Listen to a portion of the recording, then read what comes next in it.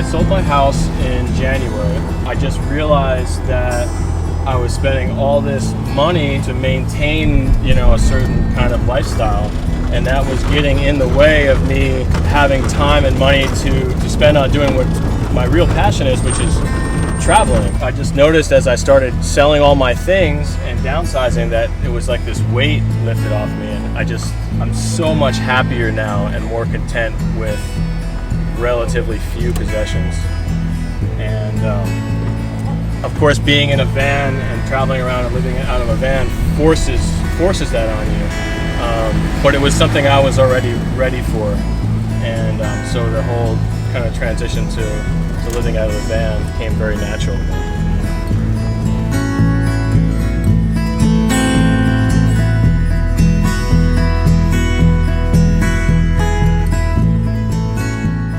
My name's Shane Jordan, and this is my 82 Westfalia here.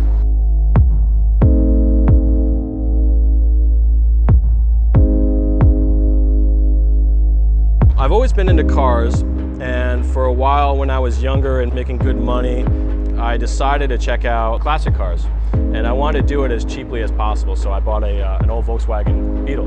When I bought the Beetle and started to learn how to fix it, I came across this whole community of Volkswagen owners. And I saw that some people had these things called Westfalias. And they were basically compact camper vans. And everything just kind of folds out like a Swiss Army knife. It just blew my mind, just the engineering, how it was kind of a classic car, but you could still use it. They're not garage queens. People actually still use these cars for their intended purpose, which is kind of rare for a classic car. I bought it for $4,500 on Craigslist in Flagstaff, Arizona. And I drove it from Flagstaff back to Los Angeles and died in my driveway when I got it home. Most people probably would have been kind of discouraged at that point, but this vehicle got me through the middle of the desert, because it could have died anywhere in between, and it got me all the way back home and then died.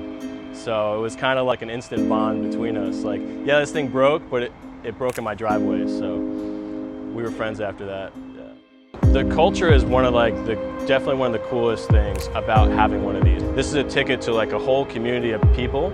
And everybody in this community, for the most part, is into cars, a little bit geeky with their cars, a little bit outdoorsy. And so whenever I meet somebody that has one of these, I know that we're going to kind of have some stuff in common. And it's really a fun community of just really good people.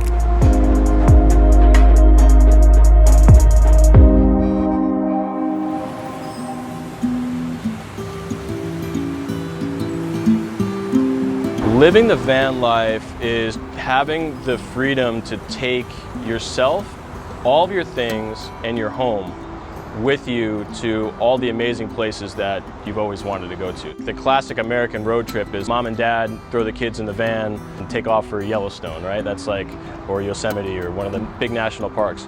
This gives you the ability to take your entire home or apartment with you to those places. And that's really like what van life, when done right, is all about. So on this side of the van, on the outside, starting at the back, got like a heavy-duty CB radio antenna. This is so you can talk to your buddies when you're at a cell phone range. Everybody kind of has a CB and can talk when you're all camping together. This is an external power port for plugging in things to the outside of the van, like an external shower, or that kind of stuff. This is a panel that a company makes that replaces the rear window. So it's metal, and the cool thing about that is you can mount stuff like this axe to the outside. Just comes in handy when you're camping. This is a mountain decal that I had made for the side. Down along the side, these are called rock sliders. And that's big heavy rocks and stuff hit this instead of hitting and damaging the side panels of your van when you're doing some off-roading. And then this here is a Fiamma awning, and this cranks out, comes out about way far, and attaches to the side of the van. That gives you shade and protects you when it's raining, so you can still kind of hang out outside the van in the rain. And then up here you've got external floodlights. So when you're camping in the woods, you can turn that on and see what's outside. And then we'll move to the front. And we have this, these are custom light bar brackets and a 52-inch curved LED light bar. And then on the front, these are replacement headlights. These are LED headlights, LED interior lights, high beams. You got your high lift jack. Because the van sits a little bit higher, you want to have the ability to still change a tire with the van, so you need a high lift jack, which gives you extra lift. And then more lights. We got a lot of light on here, so don't have a problem seeing at night. And then on the front at the top, that's a 50-watt solar panel.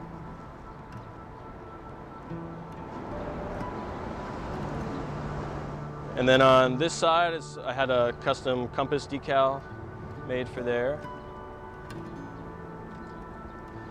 And then I have a surfboard rack built into the custom roof rack that I had made. I had this fabricated down in Mexico.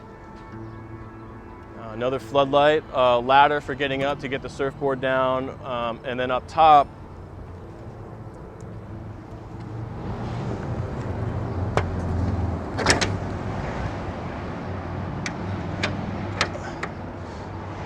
have it so you can adjust and angle the solar panel on this is a 100-watt panel, and you can angle this up into the sun. So as the sun is moving throughout the sky, you can always make sure you're getting direct sunlight to it. And then here you have your hookup boxes, which come on all Westfalias. This one here, it used to be city water, so you could hook up a hose and just kind of run the faucet, but I've converted it to be onboard air. So I have an air compressor on there, and then you can jack into here with the air hose and then air up your tires. So when you're going off-road, a lot of times you'll want to let some air out of the tires. It gives you better grip off-road, and then you want to have the ability to air them back up again afterwards, or if you get a flat tire or something like that. Pretty handy to have. Here is an external power, so you can plug in if you're at somebody's house or at a campsite that has power, and it'll charge all your batteries and electronics. And then this hookup here is to fill up your onboard water tank. And you have a 13-gallon water tank with you. On this side, by the same company that made the window replacement on the other side, it's the same kind of idea. On this side, I have a shovel for digging yourself out if you get stuck. And these are called max tracks. And what you do with these is if you get stuck in mud or sand, you stick these under the wheels, and it gives you grip to get up out of whatever you're stuck in, hopefully. That's the idea. And then around the back, these are swing outs. So these mount to the bumper and to the top of the rear hatch. And that allows you to still open the rear hatch. And then I've got storage for tools and some spare parts up there, all my sockets and wrenches. And then this right here, of course we've got the world map, which reflects my world travel ambitions with the van. And also in the back here is a 60-watt solar panel. So there's a total of 210 watts of solar on the roof. These red things here, these are extra gas cans. They are 3 gallons each, so I have a total of 9 gallons of extra gas. This yellow one is for diesel. And what this runs to is a diesel furnace inside it, S-bar diesel furnace. And that's the fuel tank for that. So when you're camping in cold places, you have a furnace at night, so you're nice and toasty. And of course, the spare tire. And over the spare tire, this is called a trasharoo. This is basically just a big sack where you can put garbage and that kind of stuff to keep it out of the van. Over here on this side, this is by a company called Front Runner, and this is a Jerrican. And what's cool about this is I use it for water, and it has a spigot down at the bottom, so you can use this to wash your hands or dishes or something outside, which is pretty nice. This is a aluminum storage box, and what I use this for is to keep my,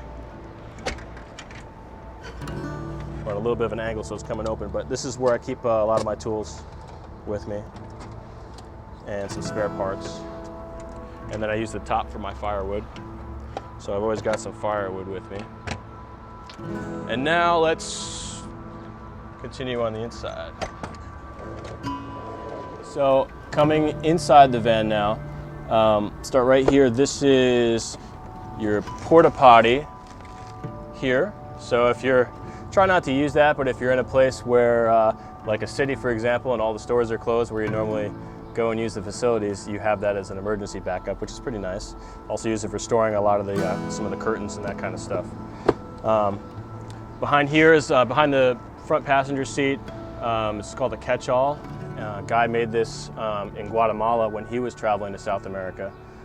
He stopped in Guatemala and teamed up with a leather company there, and they made these just for these vehicles, which was pretty cool, and it helped him to fund his trip. So that goes on the back of the passenger seat. Over here, what this is under here, you have your sink, which goes from the 13-gallon water tank. And then here, you have a 2-burner propane stove. And we keep this rag here so it doesn't rattle when you're moving. Down here, have a electric fridge and freezer, which is pretty cool. You can have ice cream in the middle of the desert, which is kind of a novelty.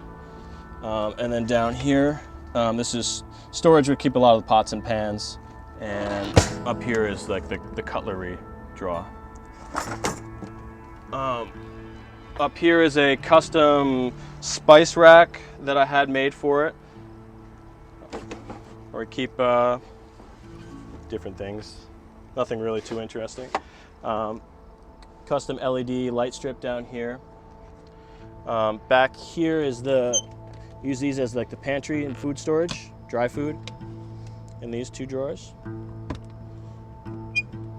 On the inside of these windows, these custom window replacements, is what's called a molly grid, which is what they use in the military for attaching bags and tools to like army backpacks and stuff. And so you can go to an army surplus store and get all these little pouches and stuff that I use for first aid and, you know, keeping scissors and that kind of stuff. Up here we've got controls for the fan, which is really nice. I put it right here so that when you're sleeping over here, get a nice fan blowing on you. And for the light switch here, this is your kitchen table up here. Normally this is mounted down here, but I don't use the kitchen table every day and it's kind of in the way when it's over here. So there's a company that sells these brackets that allows you to mount it up over your head, and you only take it down when you need it, which is really handy. This is your downstairs bed. Pulls out like this. Like that. This is a memory foam mattress topper that I use. Makes it a lot more comfortable, but this is just a little bit smaller than a full-size bed, and this is where we sleep.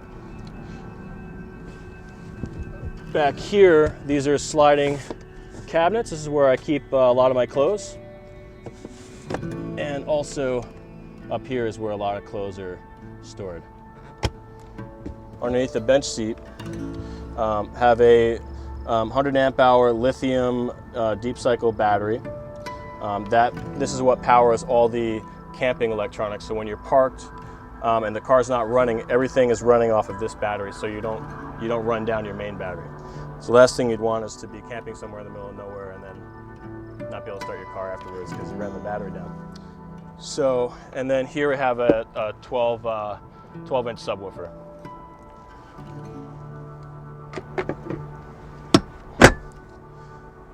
Here is a power inverter so that we can plug in normal people electronics and not car electronics. So if you got like an electric shaver or something like that, or my portable Dyson vacuum cleaner. So everything van related is kind of got to be, you know, small in size and portable and battery powered ideally. And I'm not sponsored by Dyson, but if you live in a van, you're going to want one of these. These things are amazing. Let's say you have a couple friends over for dinner and we're all hanging out in the van. Obviously you can fit a couple people on the bench seat there. Somebody could probably sit here and there. But you want to be comfortable, and this is kind of like the common area. You've got your table out, somebody's cooking. You can swivel this seat around here, and this makes for like a nice little living room arrangement. You can put your feet up on here. It's kind of like your lazy boy recliner, so it's almost like you're at home watching the tube.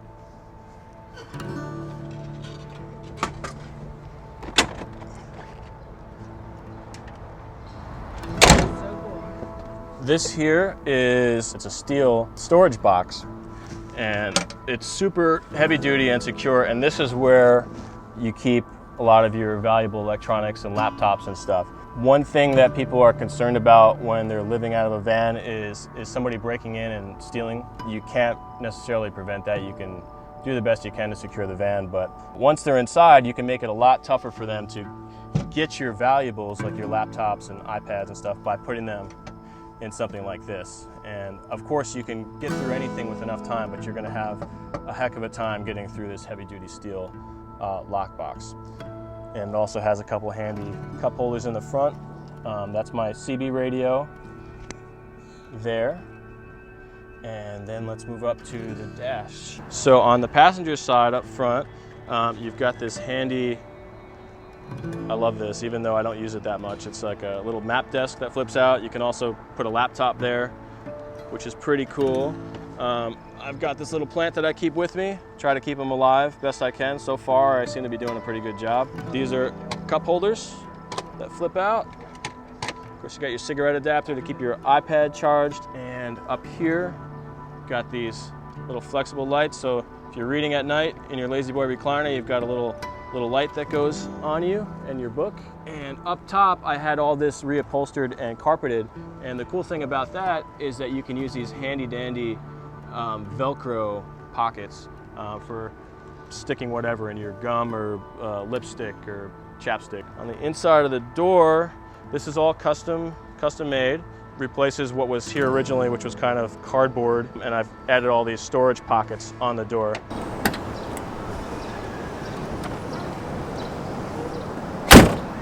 Okay, on this side, obviously got the radio, we've got our air conditioning controls. This is a custom gauge I put in that gives me outside air temperature, so we can see it's a balmy 91 here in New York City. And then here we have our Speedhut gauges. So I've been really happy with these gauges. They're way better than the 1982 technology cluster that I had in here before. So if you push on this button, you've got the time, which is kind of nice to know, although it's still on California time. I believe that's the elevation. Yeah, that's the elevation. You've got a digital speedometer. You've got a compass.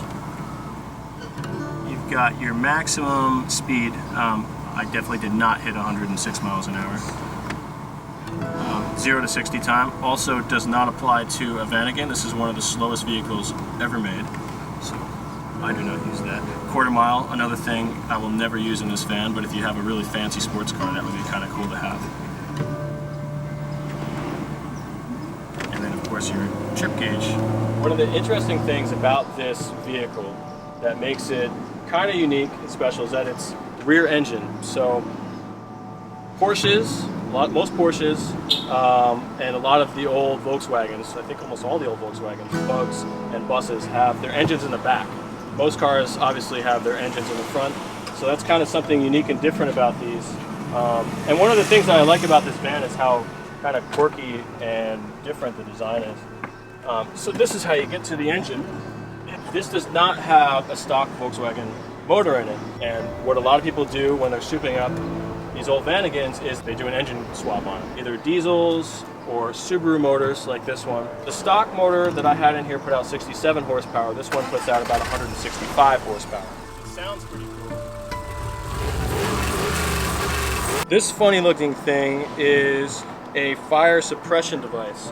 So anybody who's ever owned an old Volkswagen knows that they have a tendency to burst into flames. And the reason for that is they have a lot of fuel lines that are old now and haven't been replaced. In the older buses, the gas tank was right behind the engine there. So if the gas tank leaked or anything, gas would get on the engine and burst into flames and then go up. So what this does, if there were to be a fire, it heats up this to the point where it blows out and automatically extinguishes the fire, which is pretty nifty. It's cheap insurance. I always think about someday when I'm an old man and I look back on my life, what are going to be the things that I remember? Are they going to be all the silly, stupid things I bought? Or are they going to be the experiences that I had? And I came to realize that life is about making great experiences, because those are the things that matter, both the people and the places you see, and not about buying silly trinkets and working your life away just to buy more silly trinkets.